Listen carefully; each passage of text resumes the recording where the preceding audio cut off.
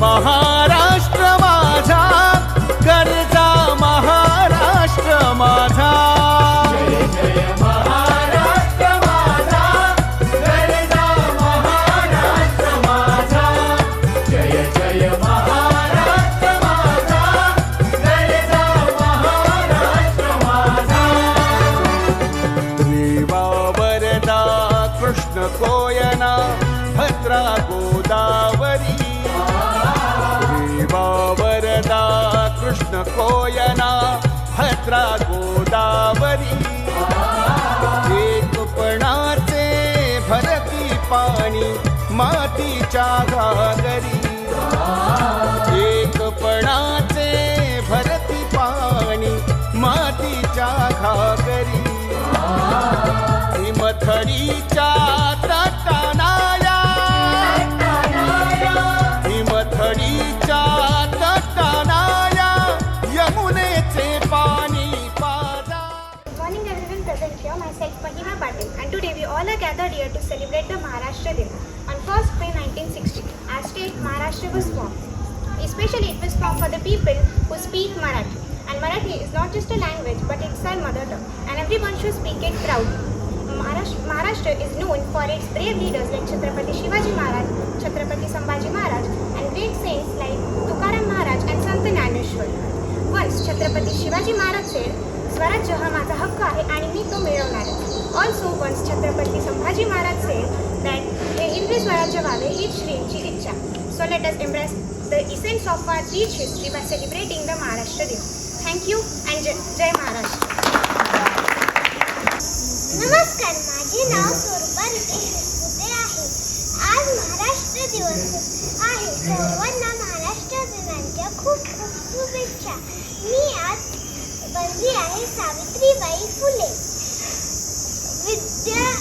विद्या विना मती गेली, मती विना नीती गेली, नीती विना गती गेली, गती विना वित्त गेली, वित्त विना शूद्र खचले, हे अनाथ एका अविद्येने गेले. सर्वांना महाराष्ट्र दिनाच्या खूप खूप शुभेच्छा. नमस्ते. हम करते महाराष्ट्र छत्रपति महाराष्ट्र जाती है तो फिर छत्रपति में आती है महाराज. महाराज की जय. सदस्य, पदाधिकारी आणि सर्व छोट्या मुलांनो, सर्वप्रथम आपणा सर्वांना महाराष्ट्र दिनाच्या हार्दिक शुभेच्छा. आज 1 मे हा दिवस आपल्या सगळ्यांसाठी अभिमानाचा आहे, कारण याच दिवशी 1960 साली महाराष्ट्र राज्याची स्थापना झाली. पण ही स्थापना सहजपणे झालेली नाही. यामध्ये एक मोठा संघर्ष होता, चळवळ होती आणि शेकडो हुतात्म्यांचे बलिदान आहे. भारत स्वतंत्र झाल्यावर राज्याची भाषेवर आधारित पुनर्रचना व्हावी अशी मागणी होती. सध्याचे महाराष्ट्र व गुजरात राज्य हे 2 एकत्र प्रदेश होते व याला मुंबई या नावाने ओळखले जात होते. मात्र मराठी भाषिक जनतेला वेगळं राज्य हवं होतं आणि त्यातूनच सुरुवात झाली संयुक्त महाराष्ट्र चळवळ. ही चळवळ केवळ घोषणा नव्हती तर जनतेचा आवाज होता. हजारो लोक रस्त्यावर उतरले आणि दुर्दैवाने 21 नोव्हेंबर 1955 रोजी मुंबईत आंदोलनकर्त्यांवर गोळीबार झाला आणि त्यात 105 जण शहीद झाले. हे बलिदान व्यर्थ गेले नाही. अखेर केंद्र सरकारने मागणी मान्य करून 1 मे 1960 रोजी महाराष्ट्र राज्याची निर्मिती केली. मुंबई हीच महाराष्ट्र राज्याची आज राजधानी झाली. ही घटना आपल्या मनात नेहमी जागी ठेवायला हवी. महाराष्ट्र फक्त एक भूभाग नाही तर एक संस्कृती, इतिहास आणि अभिमान आहे. छत्रपती शिवाजी महाराजांचे शौर्य आणि लोकमान्य टिळकांचे बाणेदार नेतृत्व या सगळ्यांनी महाराष्ट्राला घडवलं आहे. आज आपण सर्वांनी मिळून एक संकल्प करू. शिक्षण, शिस्त आणि एकात्मतेच्या मार्गाने चालत आपल्या महाराष्ट्राला अजून समृद्ध बनवूया. जय हिंद, जय महाराष्ट्र. मित्र, आपल्याला 1947 15 ऑगस्ट 1947ला स्वातंत्र्य मिळालं. त्यावेळची परिस्थिती थोडीशी अराजकतावाली होती. म्हणजे त्यावेळेस आपल्याला नुकतंच स्वातंत्र्य मिळालेलं होतं आणि आपल्या भारतामध्ये 5,000पेक्षा जास्त भाषा बोलल्या जातात. आज मोर दॅन 30 भाषांना अभिजात भाषेचा दर्जा मिळालेला आहे आणि भाषावर प्रांतरचना पूर्ण झालेली आहे. त्यावेळेस भारताचा कारभार, या अखंड भारताचा कारभार सुरळीत चालावा यासाठी सर्व नेते मंडळींनी ठरवलं की की भाषावर प्रांतरचना व्हावी म्हणून एक राज्य प्रांतरचना ॲक्ट 1956मध्ये पारित करण्यात आला. 47ला स्वातंत्र्य मिळालं. 47 ते 56 हा काळ खूपच अराजकतेचा होता. मग प्रत्येक राज्याची एक निर्मिती व्हावी आणि ती निर्मिती भाषेच्या आधारावर व्हावी. आता ह्या गोष्टीला एक राज्य एक अपवादात्मक राहिलं आणि ते म्हणजे मुंबई राज्य. मुंबई राज्य हे महाराष्ट्र, गुजरात आणि मुंबई हे 3 मिळून एक मुंबई राज्य होतं.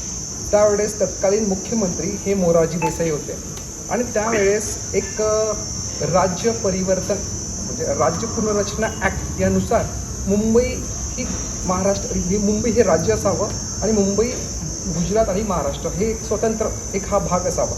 परंतु या ठिकाणी प्रामुख्याने गुजराती, कच्छी, मराठी आणि कोकणी हे लोक राहत होते आणि एक मागणी जोर धरू लागली की भाषावर प्रांतरचना व्हावी, त्यासाठी मराठी, कोकणी ह्या लोकांचं एक स्वतंत्र राज्य असावं. त्यासाठी मुंबई ॲक्ट बनण्यात आला. आणि मुंबई ॲक्ट का बनला?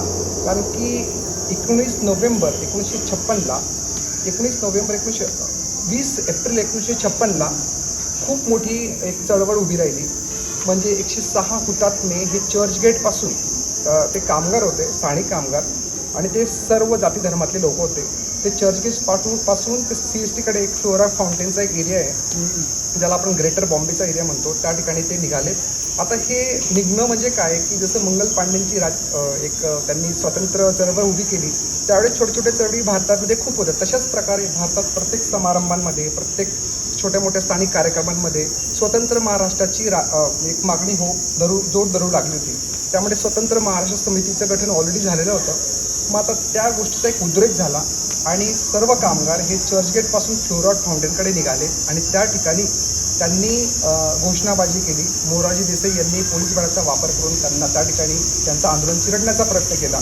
परंतु आंदोलनाची व्याप्ती इतकी प्रखर होती, आंदोलन चिरडता येत नव्हतं. 5 ते 6 तास तो थोडासा संघर्षमय काळ होता. मग शेवटी पोलिसांना बळाचा वापर करावा लागला. त्यांनी गोळीबार केला आणि त्यामध्ये 106 हुतात्मे शहीद झाले. ते सर्व जाती धर्माचे होते, ते सर्व कामगार होते. म्हणून महाराष्ट्र दिनाला आपण कामगार दिवस म्हणून आपण एक मान्यता दिलेली आहे, बरोबर. मग त्या हुतात्म्यांच्या बलिदानामुळेच आज मुंबई महाराष्ट्र स्वतंत्र राज्य बनलं आणि मुंबई हा आपला भाग झाला. म्हणजे मुंबई हा महाराष्ट्राची राजधानी नाही. आपल्या या गोष्टीचा खूप अभिमान पाहिजे की मुंबई ही फक्त महाराष्ट्राची राजधानी नसून ती देशाची आर्थिक राजधानी बनलेली आहे. आणि त्यांच्या बलिदानासाठी छत्रपती शिवाजी महाराजांच्या प्रेरणेमुळे सरांनी सांगितलं लोकमान्य टिळक यांनी आपल्या महाराष्ट्राला जी दिशा दाखवली, जे एक अतिशय बाणेदार नेतृत्व दिलं, या सर्वांच्या आपण आज आठवण करूया आणि आजपासून आपण एक गोष्ट ठरवूया की आपण महाराष्ट्राच्या मातीवर प्रत्येक वेळेस प्रत्येक गोष्टींमध्ये आपण सगळ्या काही गोष्टींबद्दल आपण खूप अभिमान बाळगूया. धन्यवाद.